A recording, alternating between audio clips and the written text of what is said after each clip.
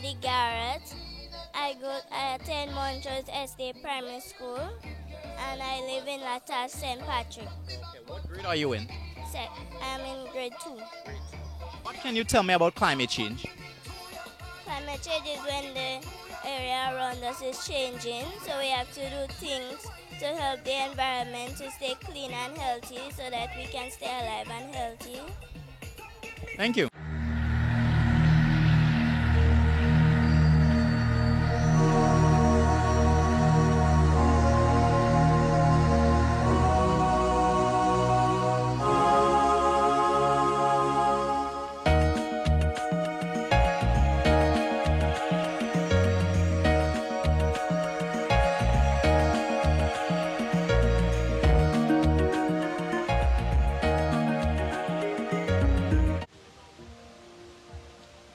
Thank you, Mr. Chairman.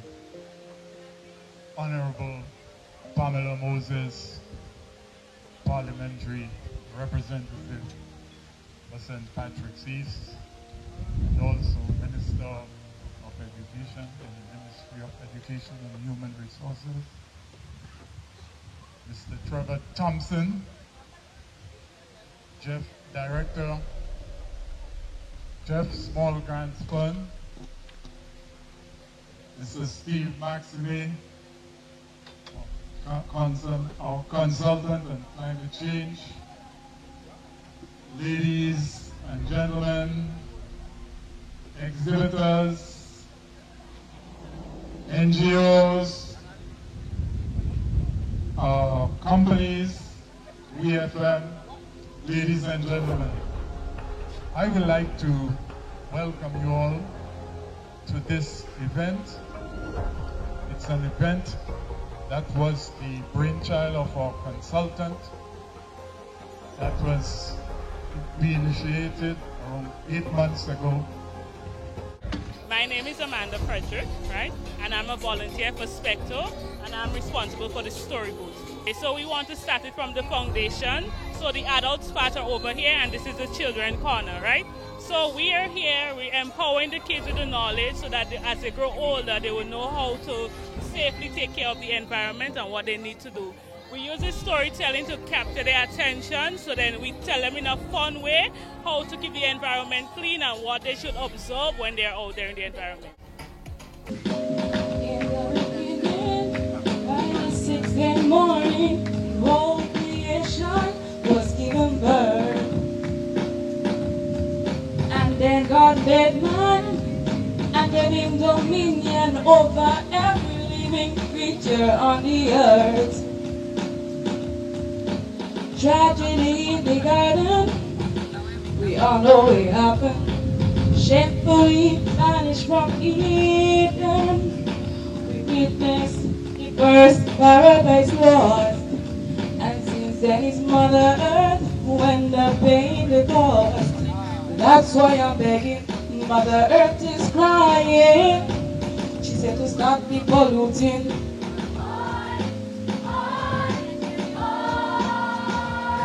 Mother Earth is dying. We got to stop the polluting.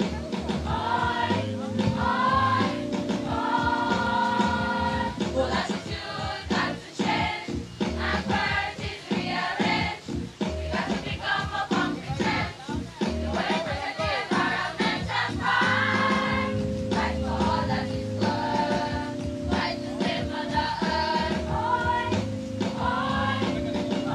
Mother Earth crying. In case you don't know, the planets are dying slow. What a sad way to go. In our part of the world, we have sunlight all through the year. We have wind as well. And we have other forms of resources in terms of biomass, which is like grass, branches, everything that is around us can be a form of energy. We have kitchen waste, we have animal waste, and if we can find ways to bring all of these types of materials, all of these resources into better use or optimal use, it would save us down the line in some way or next. So my way is I live by what I'm preaching. So I use my my sunlight to produce electricity as well as heat that I need to cook my food and to turn on my television, turn on my radio, to charge my phone.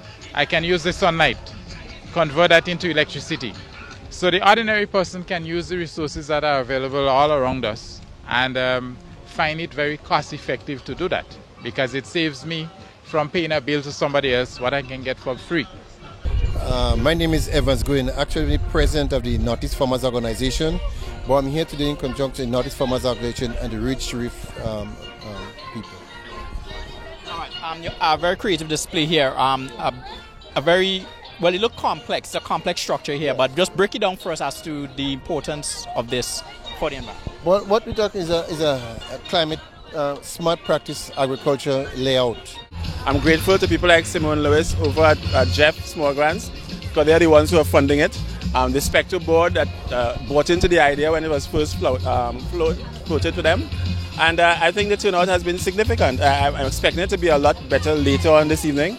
And especially tomorrow, we have gotten permission from the Ministry of Education for some of the schools in St. Patrick to attend. So I think that would be, because if you think in future, I mean, that's the age group, that's the demographic we should be aiming at. Yeah. All right, now there's a lot of talk about how do we mitigate against climate change and natural disasters. In terms of your observation, based on your observation, some of the things that we need to be doing immediately. Our first priority really has to be adaptation. Mitigation, I mean, we're not the ones responsible for all the emissions. So as nice as it is to want to mitigate, I think our first life-preserving action has to be geared towards adaptation. So how do we adapt? How do we restructure what we are doing so that we are not negatively impacted by climate change? That's what adaptation is. Mitigation has to do with how we're going to reduce our own carbon footprint. Now, as I said, there should be a balance, a healthy balance. Based on the Paris Climate Accord, each country has to submit their nationally determined contributions. In other words, how they are going to be reducing their carbon footprint. So that's a priority for each country, each signatory of the Paris Climate Accord. And Grenada is a signatory. So we have that pressure, if you like, on us to make sure that we mitigate. So how are we going to reduce emissions? By looking at some of the exhibits here, you have solar panels, your wind power. I mean, there's been some experimentation with geothermal as well, but primarily for us now in the interim would be solar and wind. So there are technologies out there. How can we reduce our emissions? By using less energy. Even if you don't drive an electric car or a hybrid, if you drive more sensibly, if your car has an econo mode or an enviro mode that you can switch it to, then clearly that is going to help as well. That's going to impact as well. Most of the adaptations that are really screaming out to us would be in the agricultural sector, because that's where we really need to get things right. Because coming out of 2008 during the world food crisis and the financial crisis, that was the first time in the region where we took a really solid stand in terms of food security, or what I prefer to term nutrition security, because it is one of my pet peeves that we keep talking about food security, but we base that on a 2,000 calorie diet for an adult, right? And you could get those 2,000 calories from 10 soft drinks. So clearly that's not what we mean when we say food security. We mean nutrition security. We want to have a proper balance of carbohydrate, proteins, the usual stuff. So that would be my first place to look. How are we going to adapt to climate smart agriculture? And Grenada is very fortunate in that there's a SIAP project that is starting very soon, which is the follow-on to the MARIA project, which has to do with sustainable agriculture production, climate smart agriculture. So I think Grenada is well poised. I'm not worried about Grenada at all. You have a fantastic negotiating team, people like Dr. Thomas, Leon Charles, etc. So from that point of view, as I said, I'm not worried about Grenada. And I think this step by Specto is a very significant one, because we are asking people to adapt and to mitigate. But very few people know what the future is going to look like. Why are we doing all this? Of course, we don't want to die, right? But apart from that, what is that future going to look like? And this is a glimpse of it.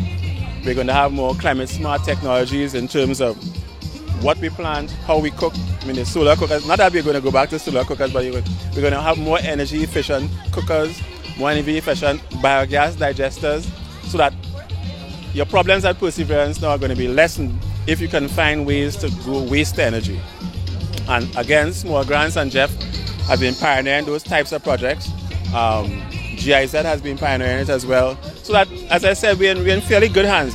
My main concern is that John public doesn't have a real, genuine feel for what is necessary. And this is what is necessary. It doesn't have to be painful on your pocket, the movement away from single-use plastics. People keep talking about it, but why are we doing it? Because if we don't stop, we are going to have a plastic island like what you have in the Pacific and things right outside Grenada, and we don't want that, right? Again, you look at the Sargassum issue, you heard the MC speaking about it just now. So there are a lot of things going on. So that if we are to adapt, if our fisher folk are to be able to get past that literal wall of Sargassum, then we must be doing must do things differently. And in this exhibition, we're hoping by tomorrow the guy from St. Lucia will be here with his Sargassum food tonic, plant tonic, so that even though Sargassum looks as if it's going to be a negative impact, we have found ways to use it.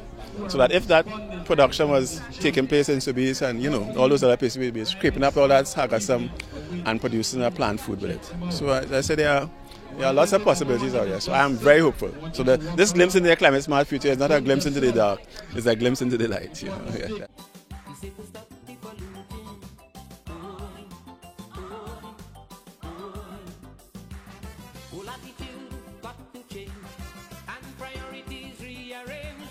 We got to become more competent, the way we protect the environment and fight for all that it's worth, fight to save motherhood. Motherhood crying. In case you don't know, the planet is dying slow. What a sad